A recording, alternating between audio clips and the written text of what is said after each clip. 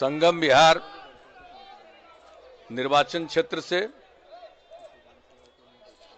Janata Dal United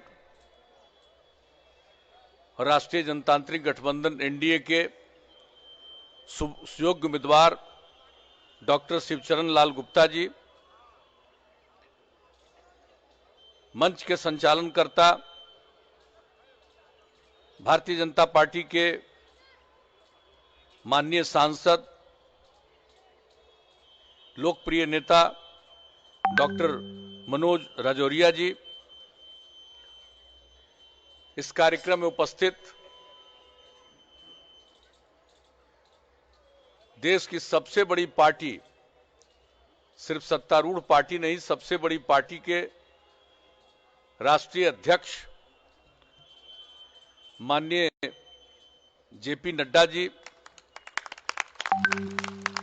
लोक जनशक्ति party के राष्ट्रीय अध्यक्ष श्री चिराग पासवान जी,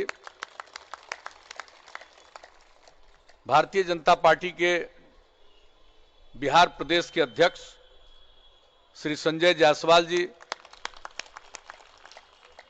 जनता दल यूनाइटेड के दिल्ली प्रदेश के प्रभारी श्री संजय झा जी, जनता दल यू के दिल्ली प्रदेश के अध्यक्ष श्री दयानंद राय जी, बिहार के माननीय मंत्रीगण श्री जय कुमार सिंह जी, मदन सहनी जी, महेश्वर हजारी जी, दक्षिण दिल्ली के लोकप्रिय सांसद रमेश विधुरी जी, भारतीय जनता पार्टी के नेता राष्ट्रीय महामंत्री और माननीय सांसद डॉक्टर अनिल जैन जी, बिहार के यहां पर उपस्थित सांसदगण, नालंदा के माननीय सांसद कौशलेंद्र कुमार जी, पूर्णिया के माननीय सांसद संतोष कुशवाहा जी, सुपौल के माननीय सांसद दिलेश्वर कामत जी, वैशाली के माननीय सांसद श्रीमती वीणा देवी जी, नवादा के माननीय सांसद श्री चंदन कुमार जी, समस्तीपुर के माननीय सांसद और लोक जनशक्ति पार्टी के बिहार प्रदेश के अध्यक्ष श्री प्रिंस राज जी, माननीय विधायक राजू तिवारी जी, माननीय विधान पार्षद ललन सर्राफ जी, पूर्व सांसद निखिल चौधरी जी, पूर्व सांसद वीरेंद्र चौधरी जी, पूर्व सांसद श्री काली पांडे जी, पूर्व सांसद श्री राम कुमार शर्मा जी,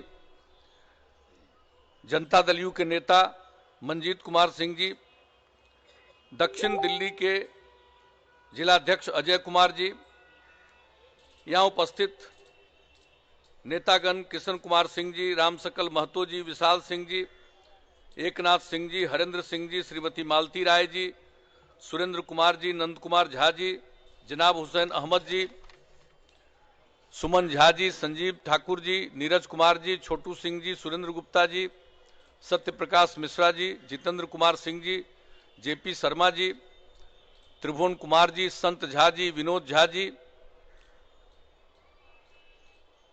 भारतीय जनता पार्टी के यहां उपस्थित नेतागण, दक्षिण दिल्ली के जिलाध्यक्ष रोहितास जी, वार्ड पार्षद श्रीमती पूनम भाटी जी, वार्ड पार्षद श्री दीपक जैन जी, राम भगत जी, चंदन चौधरी जी, तपेंद्र जी, वीरपाल जी, अभिषेक तिवारी जी, राम निवास बढ़ाना जी, राकेश तिवारी जी, कमलेश यादव जी, लोक जनशक्ति पार्टी के यहाँ उपस्थित नेतागण श्री सुनील मिश्रा जी, प्रदीप कुमार जी, कालीचरण सिंह जी, काशी राय जी, सताब वत्स जी, मंच पर उपस्थित सभी सम्मानित नेतागण, अन्य यहाँ उपस्थित सभी तीनों दलों के सभी सम्मानित नेतागण, सभी जनप्रतिनिधिगण, मेरे प्रिय साथियों, इस चुनावी सभा में उपस्थित संगम बिहार विधानसभा क्षेत्र के बहनों एवं भाइयों, प्रिंट एवं इलेक्ट्रॉनिक मीडिया से जुड़े सभी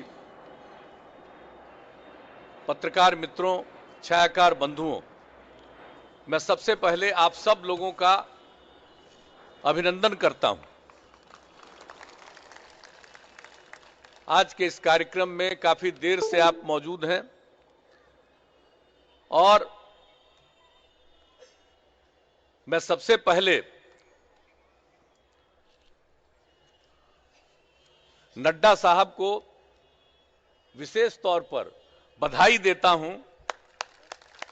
भारतीय जनता पार्टी के राष्ट्रीय अध्यक्ष बने, उन्होंने पूरी जिम्मेवारी संभाली है और मुझको पूरा भरोसा है कि भारतीय जनता पार्टी और एनडीए को और आगे बढ़ाने में इनकी बहुत ही महत्वपूर्ण भूमिका होगी, बहुत सार्थक भूमिका होगी, इसलिए मैं उनका अभिनंदन करता हूं। और मैं अपनी बात कहूं आज के चुनाव के संदर्भ में, उसके पहले मैं केंद्र सरकार को कल के देश के हित में, आम लोगों के हित में, किसानों के हित में जो बजट लाया गया है उसके लिए मैं केंद्र सरकार को विशेष तौर पर बधाई देता हूं और यह बजट सकारात्मक है और स्वागत योग्य है। इनकम टैक्स के स्लैब में बदलाव से मध्यम वर्ग को सहूलियत होगी और ये सब इलाके में ज्यादातर तो वही लोग हैं और साधारण तबके के लोग हैं, इन सब लोगों को इसका फायदा होगा। और मुझे बड़ी खुशी हुई है, हम लोगों ने तो बिहार में इसके बारे में काम शुरू किया था, प्रीपेड बिजली मीटर। अब वो प्रीपेड बिजली का सिस्टम इस देश में लागू किया जाएगा और इसकी घोषणा जो कर दी गई है बहुत बड़ी बात है। कोई बिजली का दुरुपयोग नहीं करेगा और बिजली का सदुपयोग होगा, तो ये मामूली बात नहीं है। और आज जो कई प्रकार की कठिनाइयां होती हैं उन कठिनाइयों से छुटकारा मिलेगा। और सबसे बड़ी बात है, देख लीजिए, जो खाली जमीन है, बंजर जमीन है, उस पर सोलर प्लांट लगाने के लिए सरकार ने ऐलान कर दिया है कि हम वैसे लोगों को मदद करेंगे। और ये मामूली बात नहीं है। सौर ऊर्जा वही असली ऊर्जा है, अक्षय ऊर्जा है। और अगर जिनके जमीन पर कोई खेती नहीं होती, बंजर जमीन है, वैसे जमीन पर अगर सोलर प्लांट लगाने के लिए सरकार ने निर्णय लिया है तो ये कोई मामूली बात नहीं है। लोगों की बड़ी सहूलियत होगी और जो उनको किसी प्रकार की आमदनी नहीं होती थी अब उसकी आमदनी होगी। इस प्रकार से अनेक काम जो किया गया है इसके लिए मैं विशेष तौर पर बधाई देता हूं। अब अभी हमारे जितने साथी हैं सब लोगों ने अपनी बात रखी है, ये सचमुच बहुत ही महत्वपूर्ण बात है। भाई 5 साल से जिसको दिल्ली के लोगों ने काम करने का मौका दिया, इस 5 साल में आपने किया क्या है? कुछ तो दिखाई नहीं पड़ता है। और बताइए, दिल्ली देश की राजधानी है और दिल्ली तो पूरे देश का है। सारे देश के कोने कोने के लोग दिल्ली आते हैं, दिल्ली में रुकते हैं, दिल्ली में बसे हुए हैं। आज उनकी हालत क्या है? अब जरा जो ये ठीक ही बात किए, हम लोग जो यहां पर आए या कहीं भी जाइए तो क्या स्थिति है भाई? कौन सा काम हुआ है? सड़क की क्या स्थिति है? सब लोगों ने बताया है। हम लोगों को भी यदा कदा कभी कभी कहीं जाने का मौका मिला है, देख करके आश्चर्य होता है। भाई दिल्ली मौका मिला है, दिल्ली की जिम्मेवारी मिली है, देश की राजधानी की जिम्मेवारी मिली है, ये मामूली बात नहीं है, ये बहुत बड़ा सम्मान है। लेकिन इतना सम्मान मिलने के बाद जो आज सरकार है उसने किया क्या है? कहां सड़क बना? कहीं सड़क की स्थिति नहीं है। और रास्ता, ये जो आप देख रहे हैं, जिसे आप संगम विहार हो या कोई भी पूरे के पूरे इलाके को आप देख लीजिए, जाने के लिए रास्ता नहीं है। नाला से गुजर करके लोगों को एक जगह से दूसरी जगह पर जाना पड़ता है। यह हालत है। मौका मिला, 15 साल कांग्रेस पार्टी को मौका मिला, 5 साल जिनको मौका मिला, जो आज कायम है और कई तरह की बात करते हैं, आखिरकार किया क्या? और हम लोगों को तो आश्चर्य लगता है। और जान लीजिए, इन सब जगहों पर ये जो हम तो बिहार के, और हमको तो बड़ी खुशी है कि भाई जो नड्डा साहब हैं ये भी मौलिक रूप से बिहारी ही हैं। तो आज कितनी खुशी की बात है। अब आप समझ लीजिए, ये बिहार के लोग कहां नहीं, पूर्वांचल के लोग कहां नहीं है। आप देश के कोने कोने में चले जाइए, सब जगह आपको मिलेंगे। और दिल्ली में कितनी बड़ी संख्या में लोग हैं, कितना कष्ट झेलना पड़ता है। और सबसे ज्यादा हम लोगों को, भाई ये तो पूरा का पूरा दिल्ली पर देशवासियों का अधिकार है, लेकिन क्या किया देश के विभिन्न हिस्से के लोग जो यहां पर रहते हैं, उनके जीने की स्थिति कैसी है, क्या बुरा हाल है लोगों का। आने जाने का रास्ता नहीं, पीने का पानी नहीं, लोग बता रहे थे किस प्रकार का पानी उपलब्ध कराया जाता है। और उसके लिए आप चर्चा करते हैं और अपनी प्रशंसा करते हैं। कुछ लोगों की आदत है खुद अपनी बड़ाई करते रहते हैं, काम करने में रुचि नहीं है। अच्छा एक बात बता दीजिए, कुछ चीजों को, कहीं पर किसी को कुछ चीजों को मुफ्त कर देने से क्या हो जाता है, उससे उसका कितना हद तक लाभ मिलने वाला है। अरे असल लाभ तो तब मिलेगा कि हर आदमी की हैसियत अच्छी हो जाए। और इसके लिए क्या स्थिति थी, अभी आप सब लोगों को कितनी तरह की दिक्कतें होती है। आज जो जितना चर्चा किया गया, मैं तो केंद्र सरकार को इसके लिए बधाई देता हूं। हम लोग भी मांग करते रहते थे। 30 वर्षों से ज्यादा समय से 40 लाख से अधिक लोगों का अपना घर अनधिकृत था। केंद्र सरकार बधाई की पात्र है। और मुझे तो बड़ी खुशी हुई, 23 अक्टूबर को पार्टी की हम लोगों की मीटिंग थी, वहां पर हम लोगों ने कहा कि भाई ये जो अनधिकृत कॉलोनी है इसको जरूर अधिकृत बनाना चाहिए। अब उसके बाद इतनी खुशी हुई कि उसी दिन केंद्र सरकार की घोषणा हो गई और साहब 1796 कॉलोनियों को अधिकृत करने का निर्णय ले लिया गया। ये मामूली बात नहीं है। कैसी स्थिति में लोग थे। हम लोग तो जहां कहीं भी जाते थे लोगों से मिलने के लिए, तो ज्यादातर अनधिकृत कॉलोनी की स्थिति थी। लेकिन केंद्र सरकार ने उन तमाम अनधिकृत कॉलोनी को अधिकृत कर दिया, इसलिए बधाई के पात्र हैं। तो भाई जिनको काम करने का यहां पर मौका मिला हुआ है, वो कोई काम तो कर नहीं रहे। और कौन सा काम कर रहे हैं भाई, आप जरा बताइए। बिहार की क्या स्थिति थी सबको मालूम है। राज चला राजद का, उसके साथ कांग्रेस के लोग भी थे, और क्या क्या था, क्या काम करने का मौका मिला लोगों को। जंगल राज के रूप में जाना जाता था, कोई स्थिति नहीं थी। क्या स्थिति थी,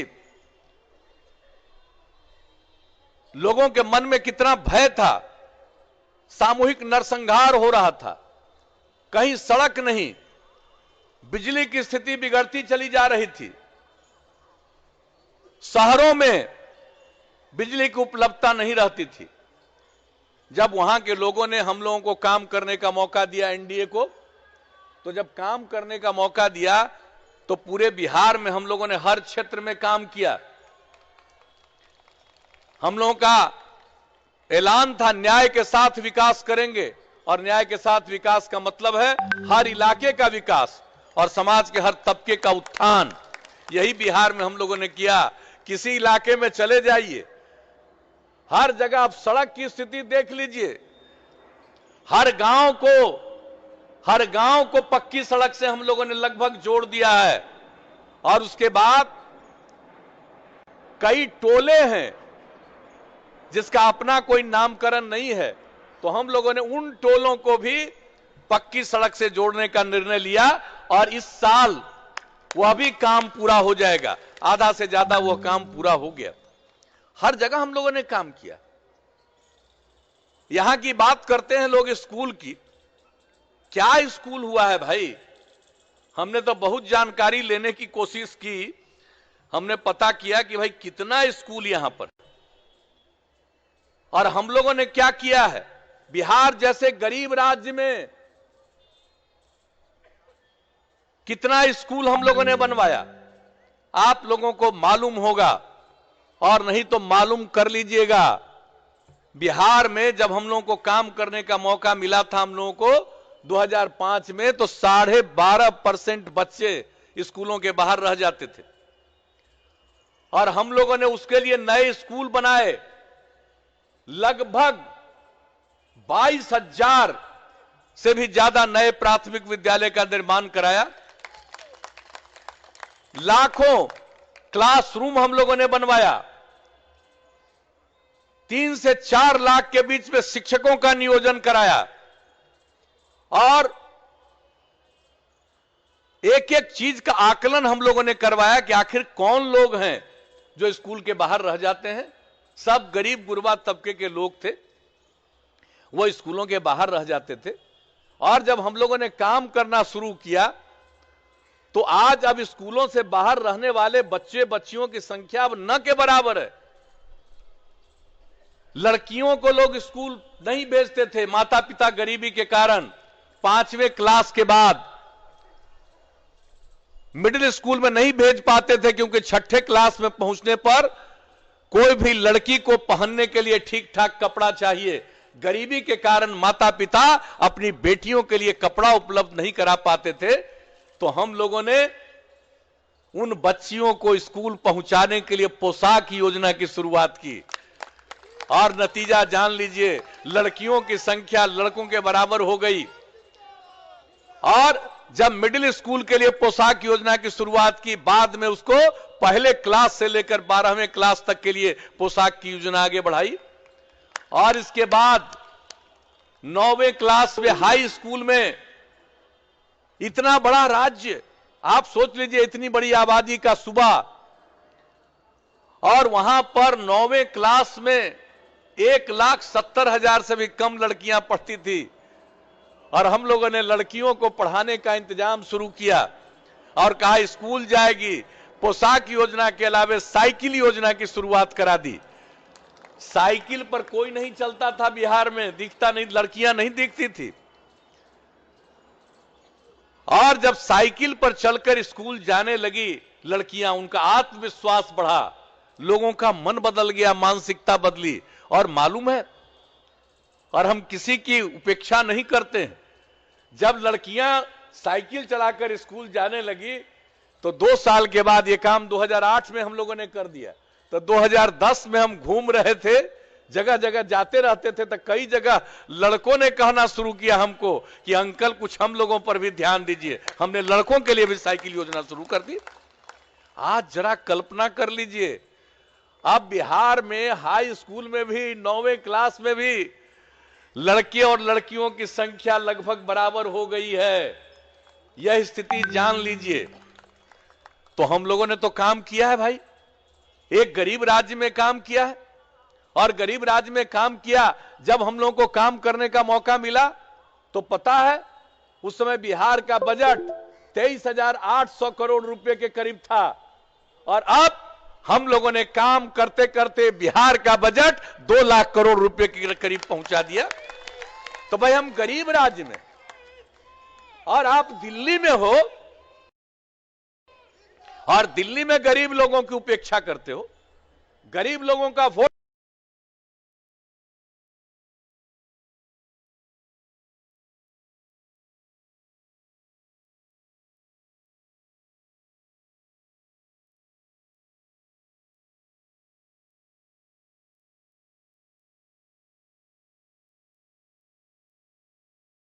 आज पर हम 5 लाख रुपया खर्च करते हैं। ये कौन सी बात है? अरे बिहार हो, पूर्वांचल हो, किसी राज्य के लोग हो, यहां रहते हैं, और यहां रहते हैं, उनके परिवार का अगर इलाज कहीं होता है तो एक खास बात नहीं है।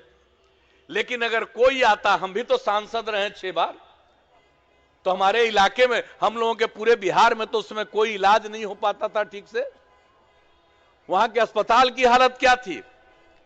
जो ब्लॉक में प्राथमिक स्वास्थ्य केंद्र था, 2006 के फरवरी में हमने सर्वे कराया, 1 महीने में एक ब्लॉक वाले हॉस्पिटल में, प्राथमिक स्वास्थ्य केंद्र में 1 महीने में औसतन 39 मरीज जाते थे, यानी एक दिन में 1 या कभी कभी 2। और हम लोगों ने जब काम करना शुरू किया उसके बाद डॉक्टर का, नर्स का, पैरामेडिकल स्टाफ का, और मुफ्त में दवा का प्रबंध करना शुरू किया।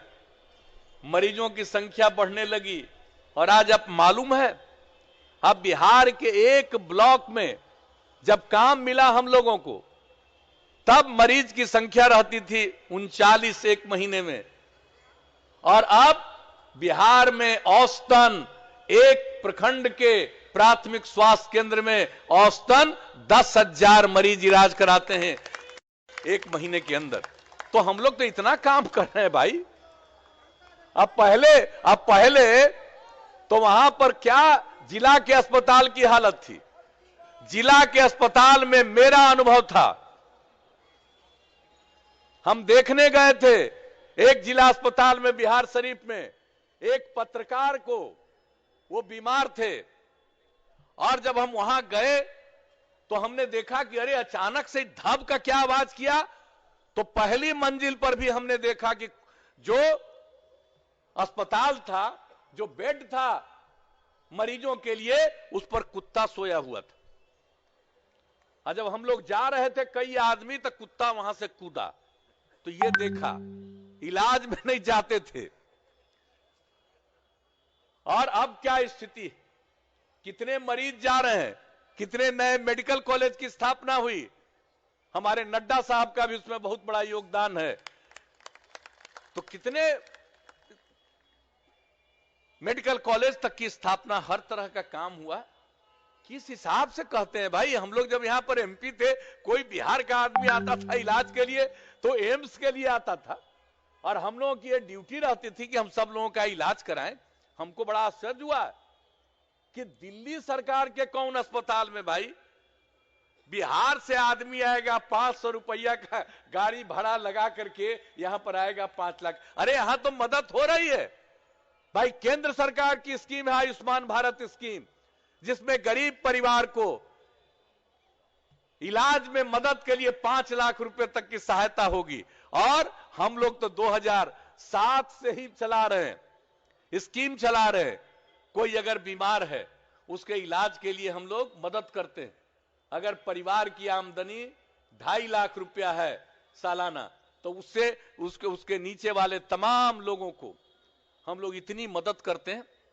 कोई बीमारी के इलाज में जितनी जरूरत है उतनी मदद हम लोग करते हैं, अधिक से अधिक मदद करते हैं। और अब तो आयुष्मान भारत स्कीम आ गया।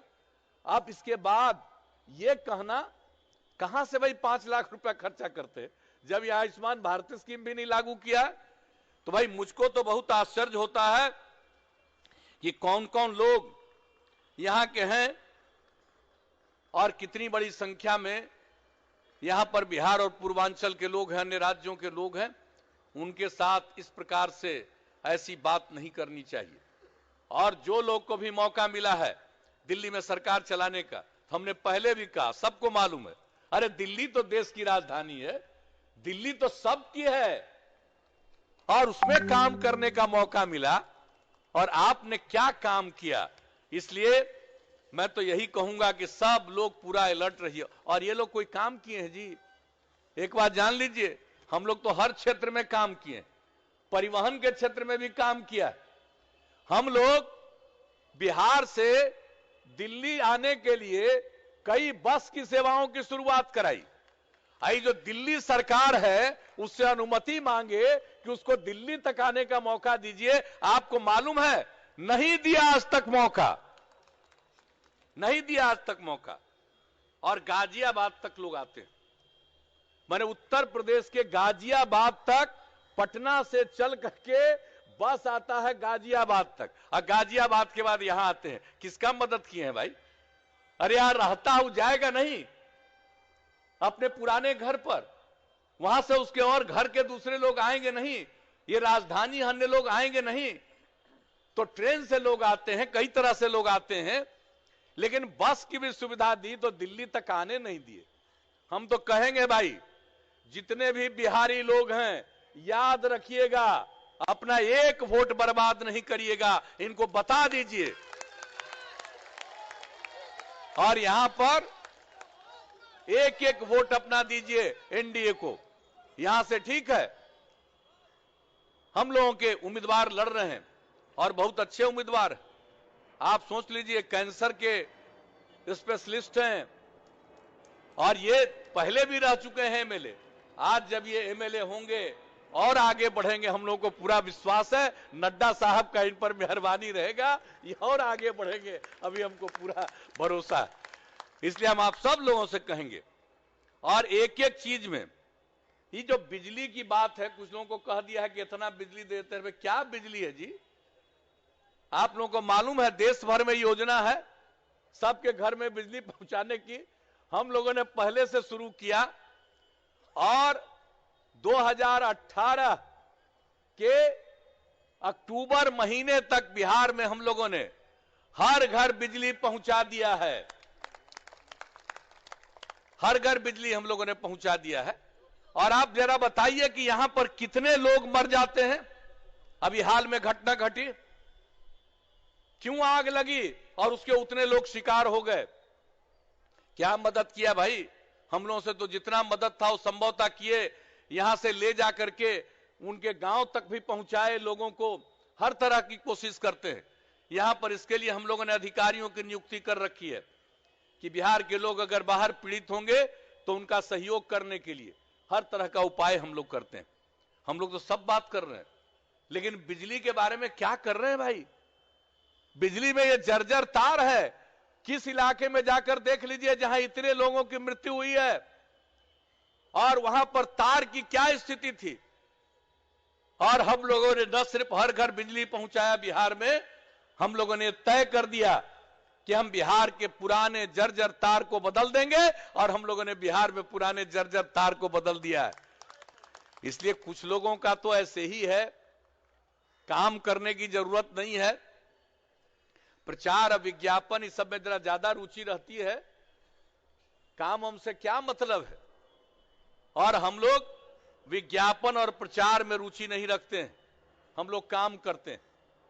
कौन जाता था, कहां जाता था, कितना समय लगता था लोगों को अपना घर जाने में, अब कितनी आसानी से पहुंच रहे हैं।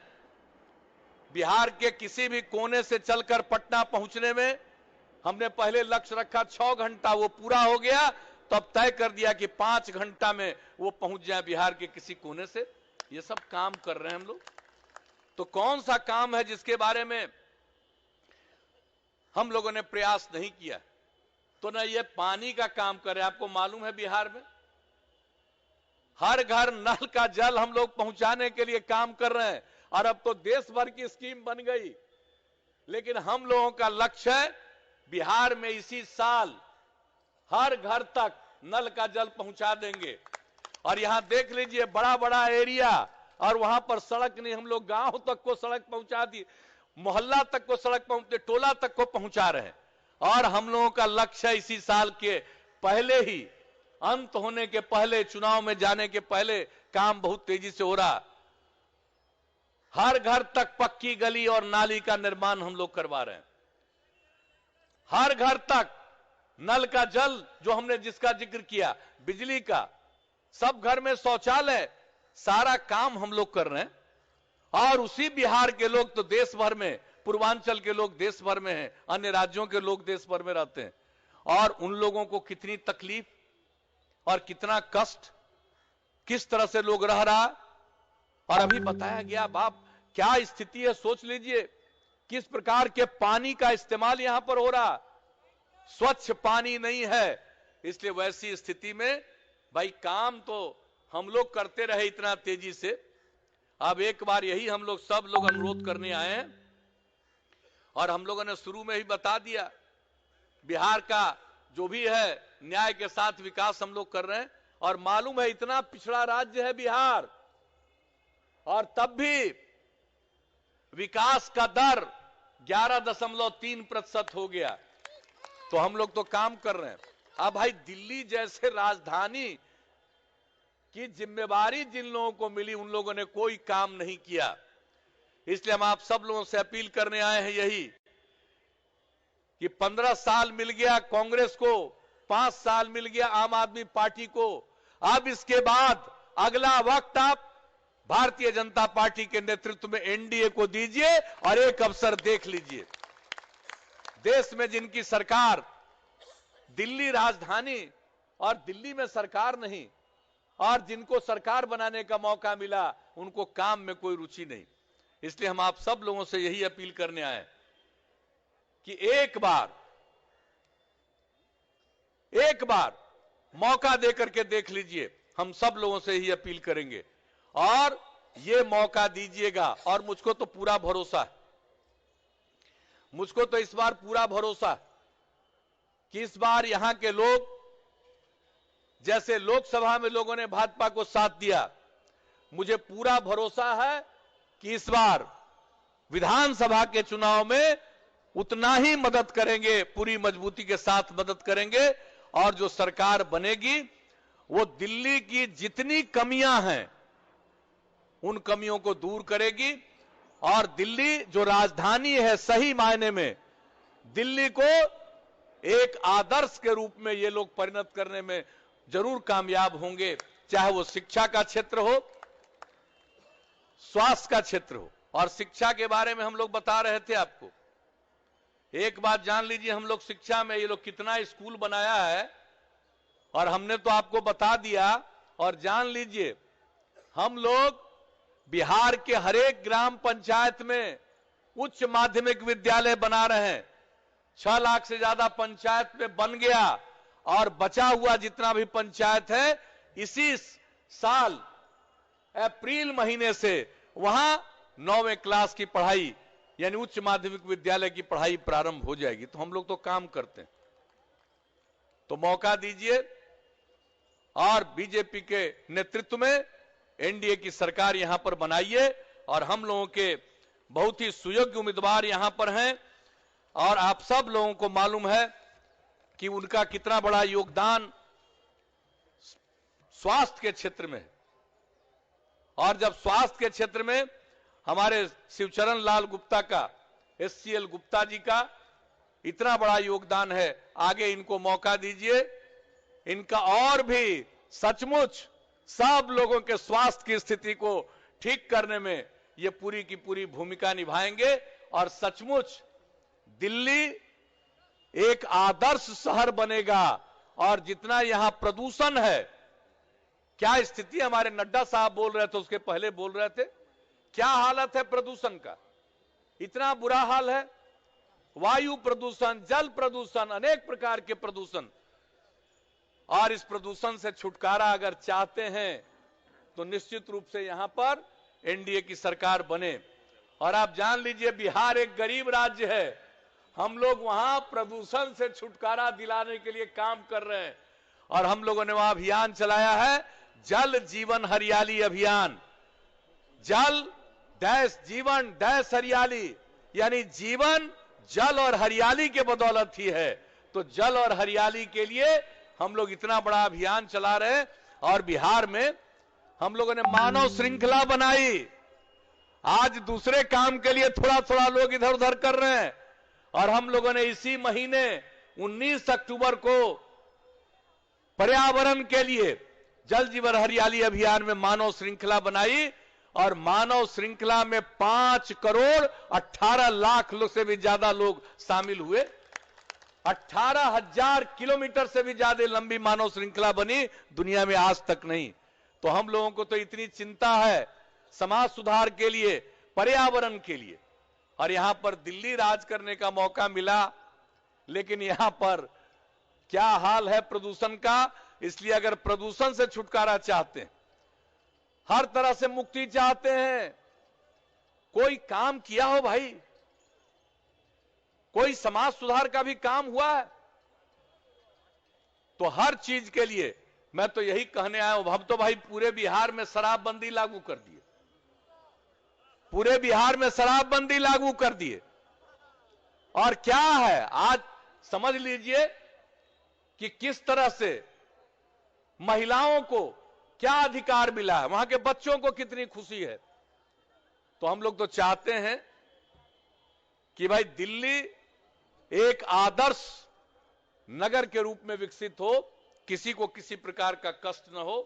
तो इसके लिए जरूरत यही है कि आप सब लोग एकजुट होकर के वोट करिए और एनडीए की सरकार बनाइए। मैं चिराग पासवान जी को भी और हम लोगों के बड़े भाई और इनके पूज्य पिता रामविलास पासवान जी, सब लोगों ने मिलकर के कितना काम किया। अब भाई बिहार में तो हम लोग मिलकर के काम कर रहे हैं, दिल्ली में भी मौका दे दीजिए कि एक साथ मिलकर के काम करें, तो पूरा उम्मीद रखें ना। अरे वोट मिलेगा ना, एनडीए को जिताइएगा ना, और यहां पर डॉक्टर गुप्ता जी को जिताइएगा ना, तीर छाप के बगल का बटन दबाकर जिताइएगा ना, तो हम माला पहना दें, उनको पहना दें।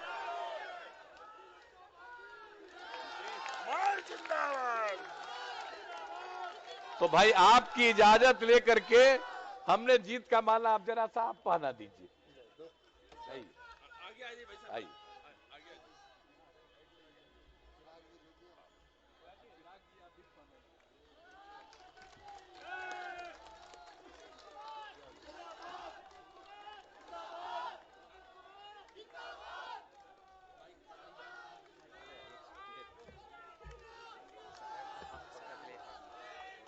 ठीक है,